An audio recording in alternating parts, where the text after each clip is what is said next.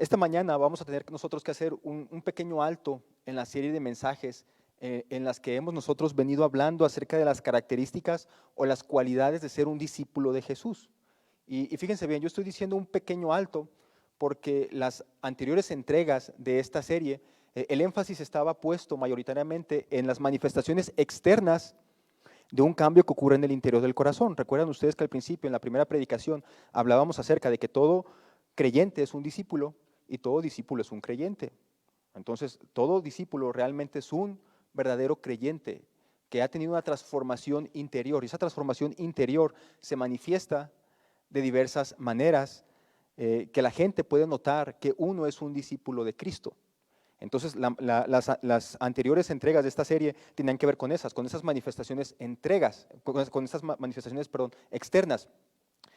Y entonces decíamos nosotros, por ejemplo, que un discípulo es alguien que cree en la palabra de Dios. Y decíamos que creer en la palabra de Dios es escucharla, pero también es obedecerla. Ese es un discípulo de Jesús. Y hablábamos también que un discípulo de Jesús es alguien que ama como Jesús. Ama como Jesús amó mientras estaba aquí en la tierra. Y también decíamos que un discípulo de Jesús es alguien que intencionalmente busca influir en la sociedad o en el entorno en el cual se desenvuelve día a día. Y eso lo vimos la semana pasada cuando hablábamos que nosotros somos sal de esta tierra y luz de este mundo. Recordarán ustedes muy bien. Entonces, un discípulo, y decíamos la ocasión pasada, un discípulo influye en su entorno positivamente, mostrando con su carácter las cualidades de ser un hijo de Dios. Y alumbra ahí en ese lugar. Dice la palabra de Dios que así alumbre vuestra luz delante de los hombres, para que vean vuestras buenas obras y glorifiquen ¿a quién? A Dios.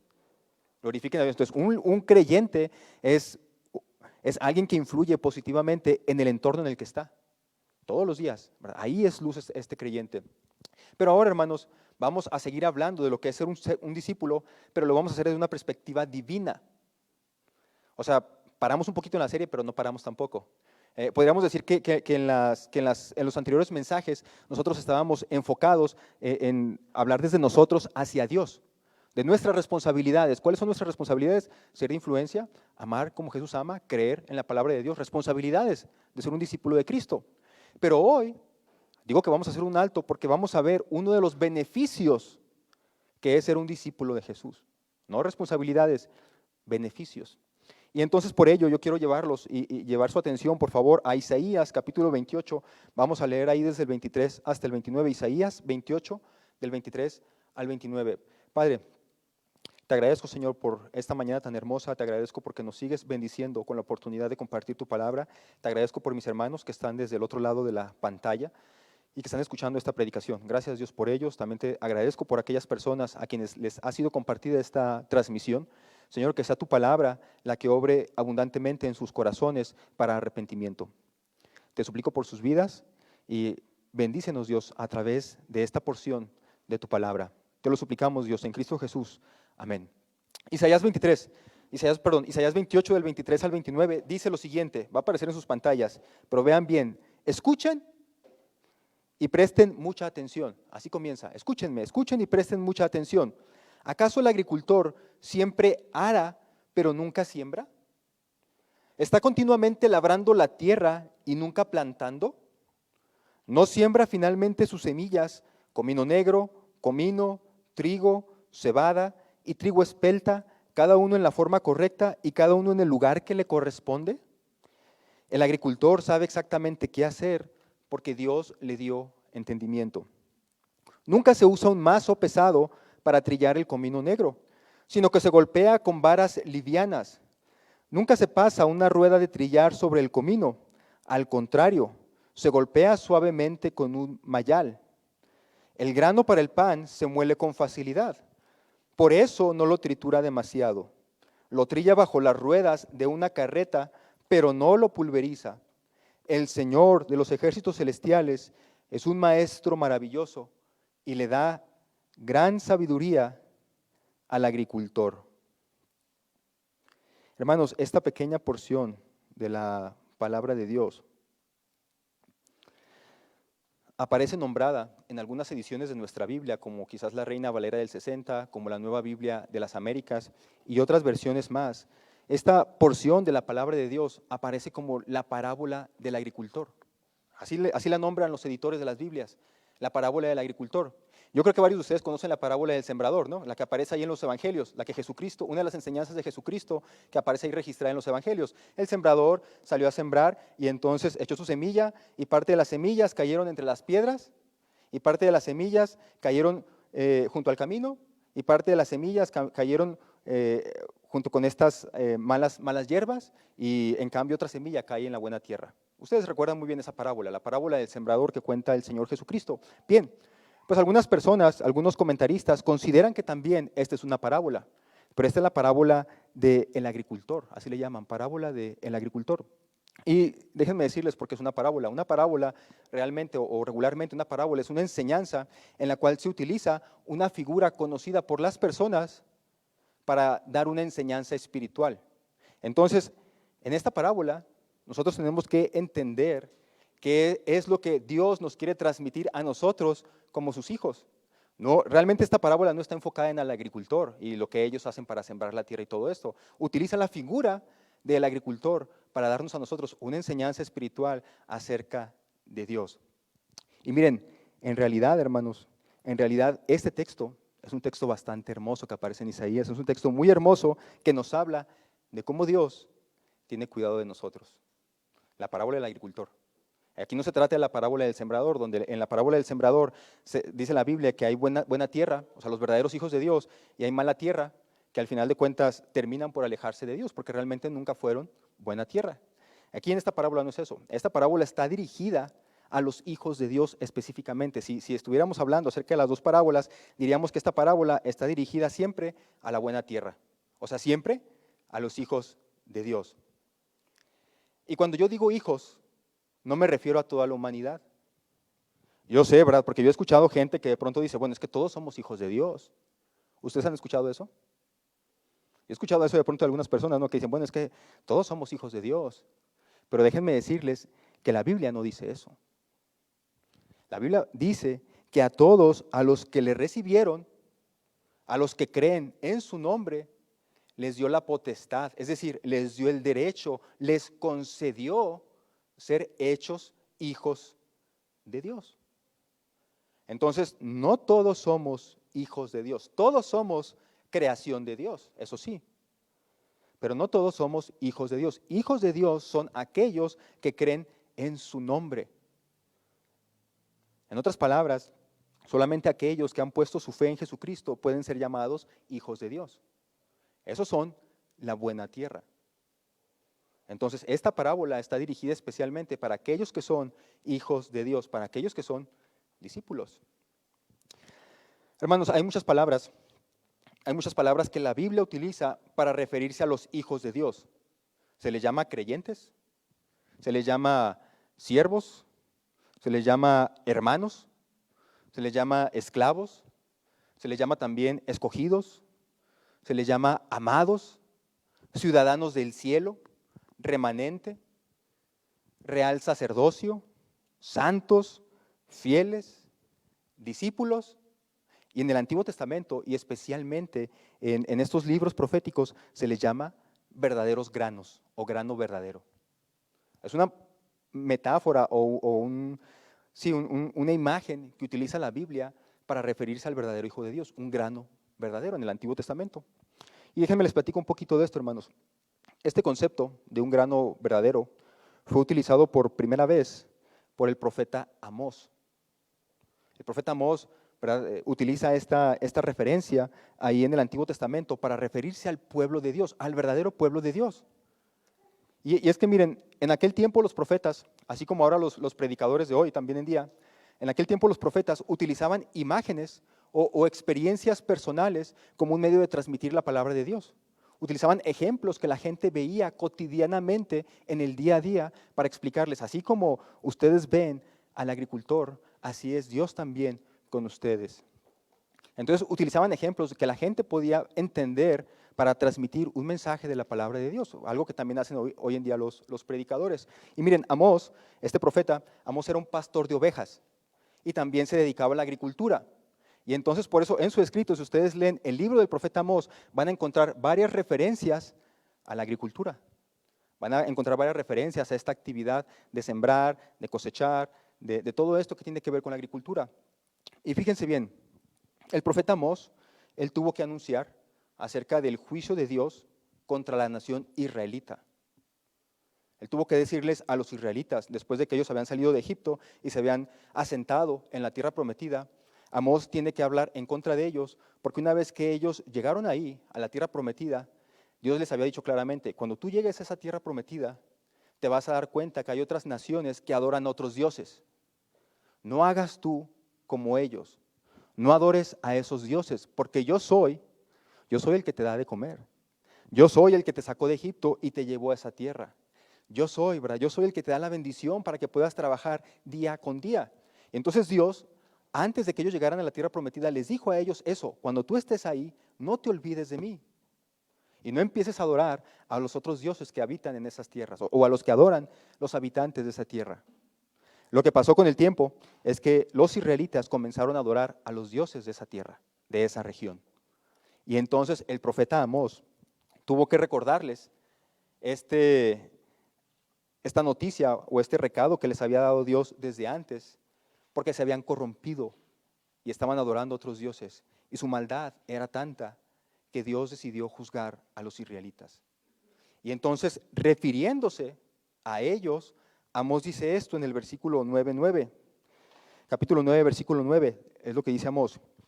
Dios está hablando a través de Amós. Pues daré la orden, está hablando Dios, pues daré la orden y sacudiré a Israel junto con las demás naciones, como se sacude el grano en un cernidor. O sea, básicamente está hablando de un colador. Y voy a poner ahí a todos los granos y como si fuera un colador. Y dice ahí, voy a sacudir a Israel junto con las demás naciones como se sacude el grano en un cernidor. Sin embargo, ningún grano verdadero se perderá. Lo que Amós estaba diciendo es que no todos los israelitas, ni las personas de las otras naciones eran hijos de Dios, solamente unos cuantos. Y a ellos se les llama granos verdaderos. Dice Dios, va a llegar un momento en el que yo tome a todos, tanto a Israel como a las demás naciones, las voy a poner en un colador, los voy a agitar y básicamente es para separar los granos verdaderos de los granos falsos. Entonces, este concepto de referirse a los hijos de Dios como un grano verdadero es una innovación de Amós, que luego fue utilizada por el profeta Isaías. Y aunque Amós lo utiliza para mostrar una separación entre los que son hijos de Dios y los que no lo son, Isaías lo utiliza de una manera más particular, aquí en la parábola del agricultor. Y la utiliza solamente para referirse a los granos verdaderos. A él no le importan los otros granos que se caen, a los falsos. A él le importan los granos verdaderos, a Isaías. Y entonces Isaías enseña, fíjense bien hermanos, que dentro de los verdaderos granos de los discípulos, de los hijos de Dios, dentro de los verdaderos granos hay una gran variedad de especies. Y ahí es donde radica la genialidad de Isaías. Porque lo que nos enseña Isaías con esta parábola, fíjense bien, si ustedes ya se me perdieron aquí tan pronto en esto, porque ya se he quedado varios datos y siempre con los datos la gente se tiende a perder. Si ustedes se me perdieron con lo demás, pongan atención en esto. Lo que Isaías está enseñando en esta parábola es que Dios conoce a cada uno de sus hijos de tal manera que Él sabe cómo tratar a cada uno en lo individual para sacar la mejor versión de ellos y para hacer con cada uno de ellos una obra hermosa. En otras palabras, Dios no nos mete a todos en el mismo costal pensando que todos somos iguales. Cada uno, Dios conoce a cada uno de sus hijos y sabe cómo tratar con cada uno de ellos en lo individual para sacar la mejor versión de ellos. Miren, yo me acuerdo cuando era joven, bueno, joven es poco, más niño, tendría que decir niño. Yo me acuerdo que cuando yo era más niño, en una ocasión tuvimos una plática con mi papá y por plática me refiero realmente a un regaño. Nosotros sabíamos cada vez que mi papá llegábamos a la casa y si mi papá nos hablaba a todos, a ver, ven Jorge, ven Felipe, ven Roberto, ven Mague, y nos hablaba a todos, sabíamos que en cuanto nos hablaba a todos es porque mi papá nos iba a sentar e iba a exhortarnos, iba a regañarnos, iba a decirnos algo que estuvimos haciendo mal. Y entonces yo recuerdo que en aquella ocasión mi papá nos sentó a todos, a mis hermanos y a mí también, en la sala ahí de la casa. Y entonces, cuando mi papá hizo eso, empezó a platicarnos, la verdad es que ni me acuerdo por qué razón salió este tema de que mi papá nos estuviera regañando en ese momento, no recuerdo el motivo, Pero lo que sí recuerdo muy bien es que en esa ocasión, en algún momento, mi papá empezó a dirigirse personalmente a cada uno de mis hermanos y a mí también. Y empezó a decirnos una anticualidad que teníamos, una anticualidad que nosotros teníamos para luchar si es que realmente queríamos ser mejores personas. Y entonces, miren, para los que no saben, yo vengo de una familia que es grande, tengo 5 hermanos y una hermana. Y entonces mi papá empezó con la mayor, con mi hermana es la mayor ella. Y le dijo, Margarita, tú eres, y le empezó a decir ahí todo. Y luego Felipe, tú eres, y luego le empezó a decir todo a mi hermano Felipe. Y luego me dijo a mí, Jorge, tú piensas que nadie hace las cosas mejor que tú. Y por eso desprecias las aportaciones de los demás. Y luego se siguió con todos los demás. Roberto, tú esto, Luis, tú esto, Julio, tú esto, Emanuel, tú esto. A mí lo que me impresionó en aquella ocasión, además de lo que mi papá me dijo, fue que tenía razón. Mi papá tenía razón. La verdad es que yo no pensaba que mi papá conociera esa parte de mí, pero mi papá me lo dijo así muy claramente y muy directamente. Entonces, eso significaba que mi papá nos conocía muy bien, porque a cada uno de mis hermanos le dijo lo suyo. Y mi papá también sabe a qué equipo de fútbol le vamos cada uno, porque le damos un equipo distinto. Y mi papá sabe, ¿verdad? Sabe a qué equipo le va cada uno y sabe otras cosas más. Pero aún así, hermanos, aunque nos conocía muy bien, a veces le fallaba. ¿Cómo es normal? Es un ser humano. Si tú eres papá o si tú eres mamá de varios hijos, sabes tú seguramente que cada uno de ellos es diferente. Tú sabes que cada uno de tus hijos es distinto, aunque sean todos tus hijos, aunque a todos les hayas dado las mismas oportunidades, aunque a todos les hayas dado la misma educación. Cada uno de ellos es distinto. Y a cada uno de ellos lo tienes que tratar de una manera distinta. Algunas cosas funcionan con todos los hijos, pero en otros aspectos el trato tiene que ser particular, tiene que ser único. Y muchas veces los padres olvidamos esto y cometemos algunos errores en la crianza de nuestros hijos. Obviamente no lo hacemos intencionalmente, pero a veces sucede así, ¿no? Que queremos tratar a todos nuestros hijos por igual y sin darnos cuenta que a lo mejor lo que estamos haciendo beneficia a uno, pero lastima al otro. Y lo hermoso, nosotros lo hacemos sin intención, pero miren, lo hermoso de la parábola de Isaías es que nos enseña que Dios no se equivoca. Dios no se equivoca con el trato a cada uno de sus hijos, porque Él sabe qué es lo que necesita cada uno de ellos. Dios nos conoce muy bien. Nuestros padres terrenales también nos conocen, pero no nos conocen tan bien como Dios nos conoce. Y déjenme les explico, hermanos, un poquito el trasfondo de esta parábola, porque es necesario el trasfondo para conocer o interpretar lo que está diciendo Isaías. Isaías, al igual que Amós, fue un profeta al que Dios también le dio la comisión de anunciar la venida de un juicio de Dios contra Israel para purificarlos de su maldad. Entonces, ese es el contexto. Isaías tiene que anunciar de parte de Dios un juicio a sus hermanos, los israelitas, porque Dios está enviando este juicio para purificarlos, para limpiarlos. Vean Isaías 28:1, el primer versículo de este capítulo que leímos hoy, de esta sección. Dice aquí, ¿qué aflicción le espera a la orgullosa ciudad de Samaria, que es la capital de Israel? La corona gloriosa de los borrachos de Israel. Está asentada a la cabeza de un valle fértil, pero su belleza gloriosa se marchitará como una flor. Entonces, el mensaje que Isaías tiene que darle al pueblo de Dios es un mensaje de juicio. Y tiene que decirles, Dios me está diciendo que les anuncie esto porque ustedes no lo escuchan. Isaías dice, un ejército extranjero va a venir y se los va a llevar cautivos porque no quisieron escuchar la palabra de Dios y comenzaron a adorar a otros dioses. Pero aquí está lo más importante, lo que nosotros debemos de conocer para cuando llegamos a la parábola del agricultor al final de este capítulo 28. Así como había infieles en el pueblo israelita, había también verdaderos creyentes, granos verdaderos. Pero los granos verdaderos eran pocos. La mayoría del pueblo era un grano falso, no eran realmente del pueblo de Dios. Y entonces el problema está en que estos granos verdaderos van a sufrir la suerte de los granos falsos. A todos se los van a llevar cautivos. A todos se los van a llevar al cautiverio. Entonces es obvio que de parte de los granos verdaderos, los hijos de Dios, los discípulos, los creyentes, es obvio que ellos dentro de sí tienen una pregunta: ¿por qué el Señor nos trata así? ¿No somos hijos verdaderos de Dios? ¿Por qué es que Dios nos trata como a los demás, a los que no lo adoran? Y miren, hermanos, esto es importante, porque nosotros en estos tiempos de pandemia y en estos tiempos también de polarización política, de desestabilidad económica, nosotros como creyentes observamos que hay algunos que han sufrido más que otros.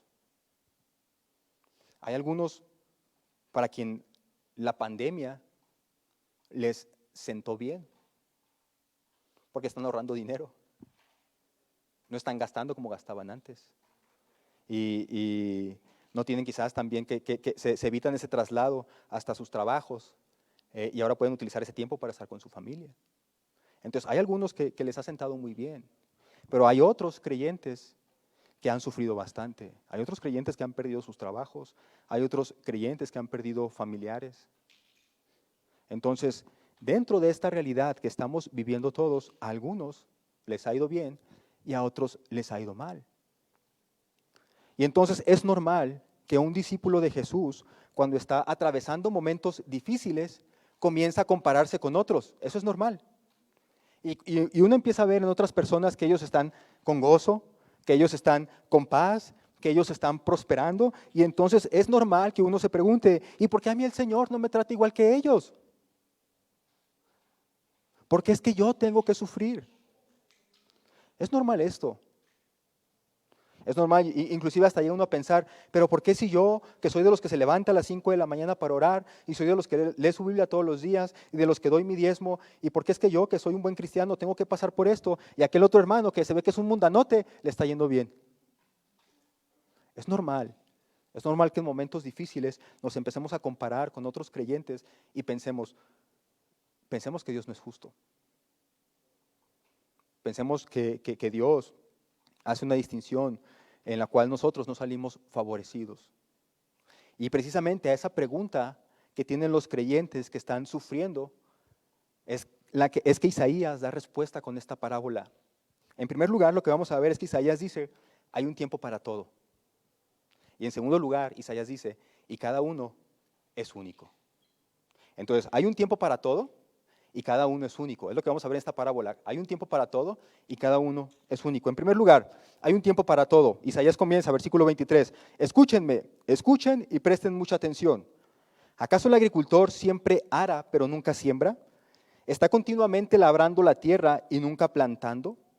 ¿No siembra finalmente sus semillas, comino negro, comino, trigo, cebada y trigo espelta, cada uno en la forma correcta y cada uno en el lugar que le corresponde? En primer lugar, lo que hace Isaías aquí, hermanos, es que se detiene el mensaje que está dando de juicio para consolar a los hijos de Dios por medio de esta parábola. Es lo primero que hace Isaías. Él está hablando y está anunciando acerca del juicio de Dios que viene sobre Israel y sobre Judá, para luego hacer una pausa y poner esta parábola del agricultor. Porque ellos, los verdaderos hijos de Dios, están a punto de atravesar por una crisis nacional. Y entonces Isaías llama su atención: escúchenme, escúchenme, presten atención. Y nosotros sabemos que lo que va a decir ahora Isaías se está dirigiendo a los hijos de Dios, porque como yo dije en los mensajes anteriores, los hijos de Dios escuchan la voz de Dios. Los que son verdaderamente sus hijos escuchan su palabra, que son de las cualidades de ser un discípulo. Y entonces Isaías utiliza esta imagen del agricultor para transmitir su enseñanza. Y lo primero que Isaías nos está diciendo aquí es que en la agricultura, para que nosotros podamos obtener algún fruto, hay que seguir ciertos pasos. Preparar el terreno, sembrar la semilla, cosechar y luego trillar. Y trillar es separar básicamente la espiga del grano. Si estamos hablando de trigo, separar los granos de trigo de la espiga, eso es trillar. Entonces Isaías dice que para que se pueda obtener algún fruto en la agricultura, se tienen que realizar ciertos pasos: arar la tierra o preparar el terreno, abrirla, hacer un surco, sembrar, luego cosechar y finalmente trillar. Isaías lo pone aquí en manera de preguntas. Si solamente uno se la pasa preparando el terreno, pero nunca siembra, ¿se obtiene algún fruto? Es la pregunta que hace Isaías.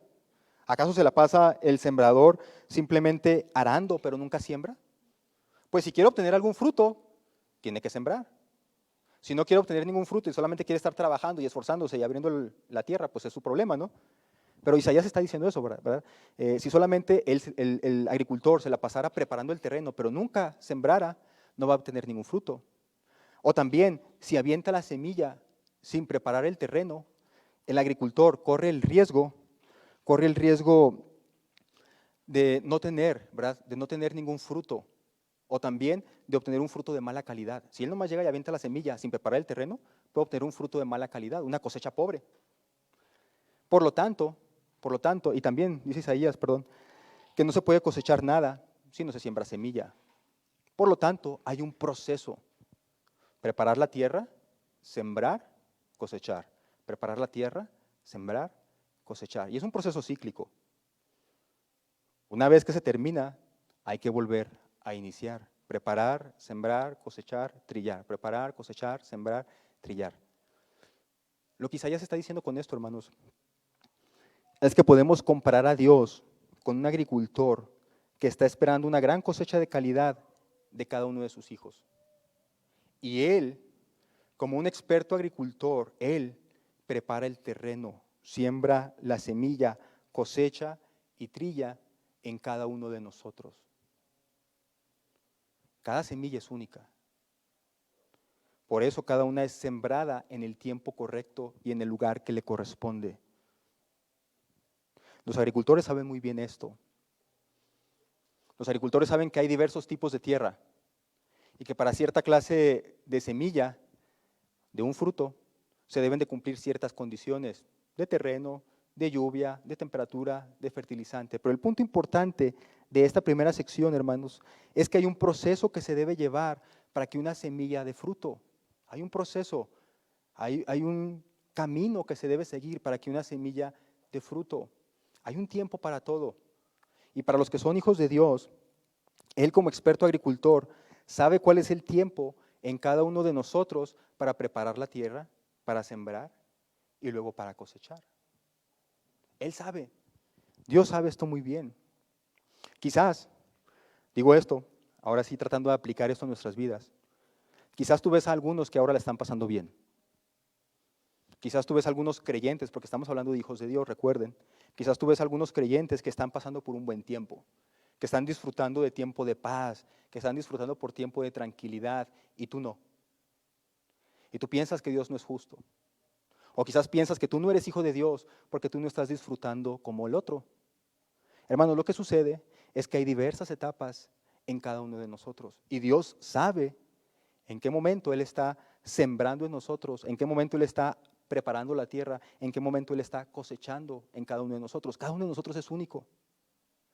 Por eso es que no todos estamos atravesando al mismo tiempo problemas y al mismo tiempo paz y tranquilidad. Cada uno lleva su proceso y Dios conoce perfectamente a cada hijo suyo y conoce su proceso. Dice un comentarista acerca de este pasaje: lo que Isaías quiere destacar es que Dios también es un agricultor. Él desea una cosecha de almas y lleva a cabo una cuidadosa deliberación.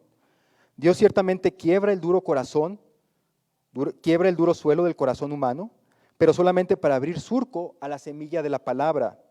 De tiempo en tiempo envía dificultades, todo de acuerdo con su plan. Él tiene que destruir la mala hierba a fin de garantizar la cosecha. Jehová disciplina, pero solamente para bendecir. Todo es hecho de acuerdo con su plan, de la misma manera que un campesino primero ara, después planta y luego cosecha. Hay un tiempo, hermanos, y Dios sabe perfectamente cuál es el tiempo de cada uno de nosotros. Y por qué es que de pronto algunos están atravesando una dificultad y algunos están atravesando otros momentos quizás más alegres y más felices. Pero todo tiene su tiempo. Dice la palabra de Dios en Eclesiastés 3, todo tiene su tiempo. Y todo lo que se quiere debajo del cielo tiene su hora. Tiempo de nacer, tiempo de morir, tiempo de plantar, tiempo de arrancar lo plantado, tiempo de matar y tiempo de curar, tiempo de destruir y tiempo de edificar, tiempo de llorar y tiempo de reír, tiempo de endechar y tiempo de bailar, tiempo de esparcir piedras y tiempo de juntar piedras, tiempo de abrazar y tiempo de abstenerse de abrazar, tiempo de buscar y tiempo de perder, tiempo de guardar y tiempo de desechar, tiempo de romper y tiempo de coser, tiempo de callar y tiempo de hablar, tiempo de amar y tiempo de aborrecer, tiempo de guerra y tiempo de paz. Hermanos, hay diversas etapas en las vidas de los hijos de Dios. Hay momentos cuando nos tocará llorar y vamos a llorar. Hay momentos cuando nos tocará reír y vamos a reír. Hay tiempos de abrazar y vamos a abrazar. Y también hay tiempos de abstenerse de abrazar y nos abstendremos de abrazar. Pero debemos de confiar en que el que guía los tiempos de cada uno de nosotros sabe lo que es mejor para nosotros en este mismo momento. Dios sabe lo que es mejor para cada uno de nosotros en este mismo momento. Si tú ahora estás atravesando por una etapa difícil en tu vida, lo primero que te quiero decir en base a lo que hemos visto es que esa etapa va a terminar. No todo el tiempo va a ser de llorar. Ese tiempo de llorar llegará su momento en que terminará y vendrá el tiempo de reír. Si tú estás atravesando por un momento difícil, porque Dios te está permitiendo en este momento atravesar por eso, ese tiempo va a terminar, no es eterno, no dura para siempre. Quizás entonces estás atravesando por un momento de llorar, ya llegará el momento de reír. Y en todo esto, no dejes de ver la mano de Dios actuando en tu vida, porque a través de esta experiencia Dios está tratando de obtener algún fruto de ti. Él está sacando algo de ti.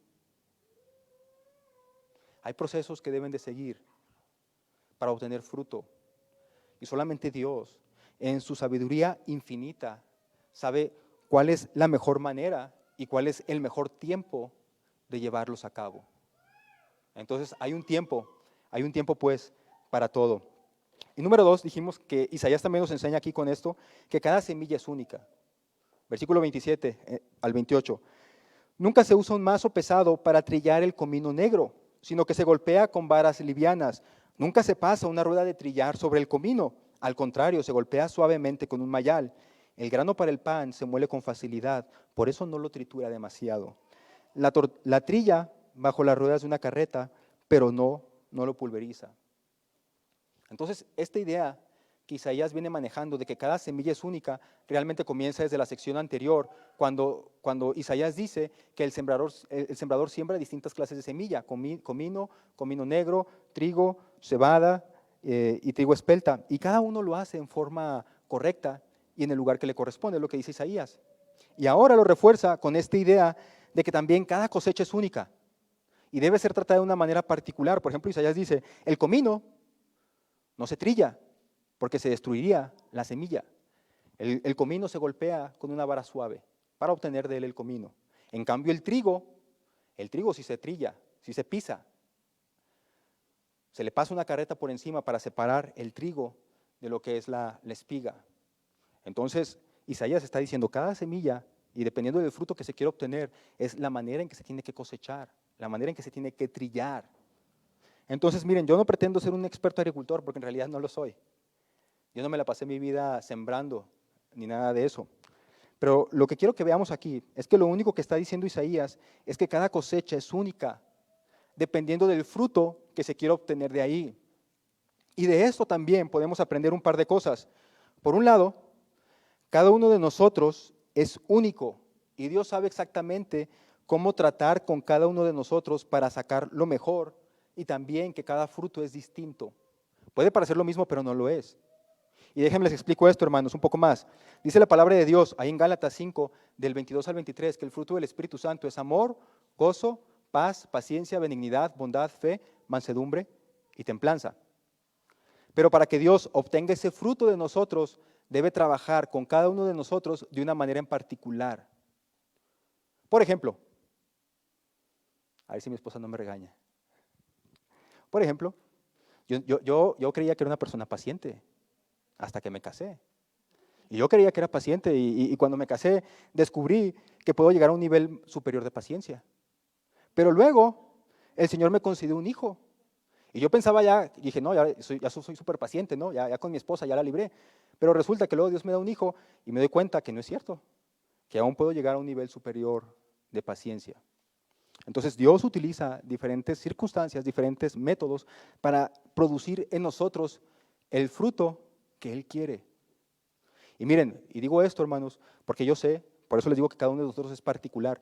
Yo sé que a Dios no a todos les concede tener hijos, pero de alguna manera Dios también trabaja para obtener paciencia de esas personas. A lo mejor no con sus hijos, pero a lo mejor a través de otra manera, de otra forma, de otro método. Por eso digo, Dios sabe cómo tratar con cada uno de nosotros y cómo obtener de nosotros el fruto que Él desea.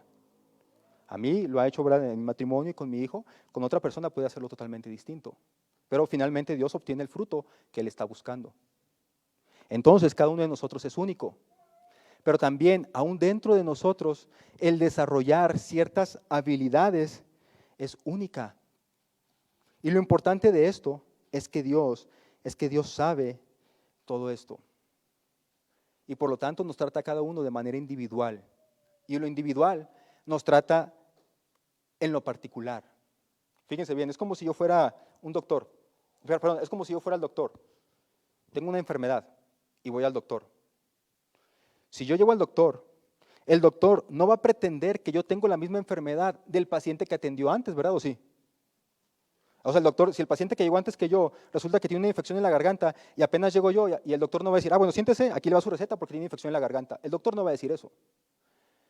Aunque el primer paciente que él haya tenido en la mañana tenga infección en la garganta, el segundo tenga infección en la garganta y el tercero tenga infección en la garganta, si yo llego, el doctor no asume que yo tengo infección en la garganta.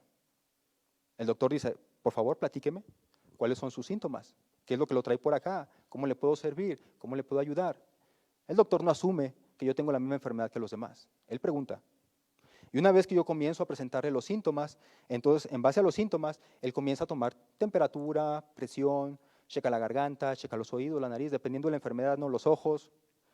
Y de pronto ya cuando él diagnostica la enfermedad, dice, bueno, usted tiene gripa, por ejemplo. Y luego pregunta el doctor, ¿tiene tos? Yo digo, pues no, no tengo tos. Porque hay gente que tiene gripa con tos. Entonces, si tiene gripa con tos, hay que ofrecerle un medicamento totalmente distinto. Aunque tengamos los dos gripa, pero él la tiene con tos y yo sin tos, el medicamento es diferente para los dos. Y luego todavía aparte, a los que tienen tos le dice, bueno, ¿tiene tos? Sí. ¿Con flemas o sin flemas? Porque es diferente. ¿Me estoy explicando? Entonces el tratamiento es distinto. Y Dios sabe todo esto. Por eso Dios sabe cómo tratar con cada uno de sus hijos de una manera individual. Y en lo individual sabe cómo tratar en lo particular. Y todo ello para obtener el fruto que Dios desea. Por eso Isaías termina diciendo esto. El agricultor sabe exactamente qué hacer, porque Dios le ha dado entendimiento. El Señor de los ejércitos celestiales es un maestro maravilloso y le da gran sabiduría al agricultor. En otras palabras, Isaías con esto está diciendo, esta enseñanza no se trata ni de las semillas, ni se trata tampoco del agricultor. Se trata de Dios y de cómo Dios tiene cuidado y control de cada etapa por la que están atravesando sus hijos. Y eso es lo hermoso de la parábola del agricultor. Yo no sé si tú la habías escuchado. Es una parábola que nos enseña a confiar en los designios de Dios para nuestras vidas. Ya voy a terminar, hermanos. Miren, cuando uno está como predicador, empezando a buscar un pasaje o un tema, uno empieza a pensar en la necesidad de la mayoría de la congregación. Uno empieza a pensar en eso, ¿verdad? Y la verdad es que es difícil cubrir las necesidades de todos, porque cada uno va atravesando una etapa distinta. Algunos necesitan ser exhortados, otros necesitan consuelo, otros necesitan aliento, otros necesitan aprender a organizarse, otros necesitan que se les diga qué hacer. Y entonces uno hace su mejor intento, ¿verdad? Obviamente guiado por la oración y guiado en esta comunión con Dios, uno hace su mejor intento por abarcar la necesidad de la mayoría. Y cuando uno hace eso, pues obviamente se descuidan necesidades particulares de alguien, en lo particular, en lo individual. Y eso es algo que está completamente fuera de nuestro control, porque nosotros no le predicamos a una sola persona, nosotros le predicamos a la multitud. Intentamos, ¿verdad? Intentamos de la mejor manera posible darnos cuenta de qué es lo que necesita toda la congregación. Y entonces uno trata de guiar a la congregación en eso que uno considera que es la necesidad primordial o la mayor necesidad. Pero cuando uno hace eso, obviamente se quedan de fuera algunas necesidades particulares. Pero lo que aprendimos hoy es que aunque los temas particulares se nos pasen a los pastores terrenales, al príncipe de los pastores no se le pasan. Así que la situación que tú estés viviendo el día de hoy es porque Dios la permite para tu bien. No vale la pena compararse con otros hijos de Dios, porque cada uno está atravesando por una etapa distinta, con necesidades distintas. Y si tú hoy estás atravesando por un momento de dolor y quizás sea tiempo de llorar, llora. Y deja que otros te acompañen en tu dolor. Para eso somos hijos de Dios y hermanos, para apoyarnos unos a otros.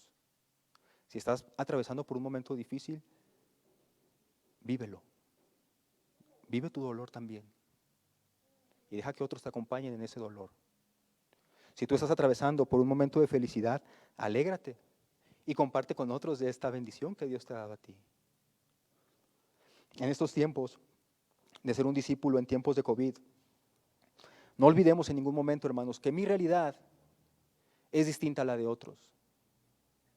Por eso dice la palabra de Dios que debemos sobrellevar las cargas los unos de los otros. No porque a mí me esté yendo bien significa que a todos les está yendo bien. Y tampoco porque a mí me esté yendo mal significa que a todos les está yendo mal. Dios está tratando con cada uno de nosotros en lo individual y vamos atravesando tiempos distintos, tiempos diferentes, etapas distintas. Así que debemos de sobrellevar las cargas los unos de los otros y no dejemos de confiar en ningún momento de que Dios va guiando el curso de nuestra vida para hacer con ella una obra maravillosa. Dios está preparando la tierra de nuestros corazones, Dios está sembrando su fruto, Dios luego va a cosechar el fruto y lo va a trillar. Y otra vez el ciclo vuelve a comenzar. Dios trabaja todo el tiempo en nuestras vidas para obtener el fruto que Él quiere. Así que no importa la situación, el momento, la etapa en la que tú estés atravesando en este momento, quiero decirte que Dios está en control de todo ello, porque Él te conoce, sabe lo que necesitas y sabe cómo obtener lo mejor de ti. Dios entonces es el experto agricultor. Gracias Dios. Gracias Padre porque en esta parábola del agricultor en Isaías podemos ver hasta qué punto tú nos amas. Hasta qué punto somos tan importantes y tan especiales para ti, que no nos tratas a todos de la misma manera. Tú sabes cómo tratar a cada uno de nosotros. Algunos quizás necesitan algo más fuerte, Señor, para escucharte. Otros quizás son más débiles y no soportarían cierta clase de disciplina, Señor. Pero tú conoces, Dios. Tú conoces cada uno de nuestros corazones, conoces nuestras familias, conoces nuestras necesidades y conoces cómo sacar lo mejor de nosotros. Por eso te agradecemos, Dios, por los tiempos tristes. Te agradecemos por los momentos difíciles y te agradecemos también por los momentos de alegría y de felicidad. Porque sabemos que tú todo esto lo estás preparando para glorificarte a ti mismo, para sacar lo mejor de nosotros y por nuestro bien. Te agradecemos, Dios, pues, por todo ello. Ayúdanos, Dios, como discípulos tuyos, seguir compartiendo esto con otros también.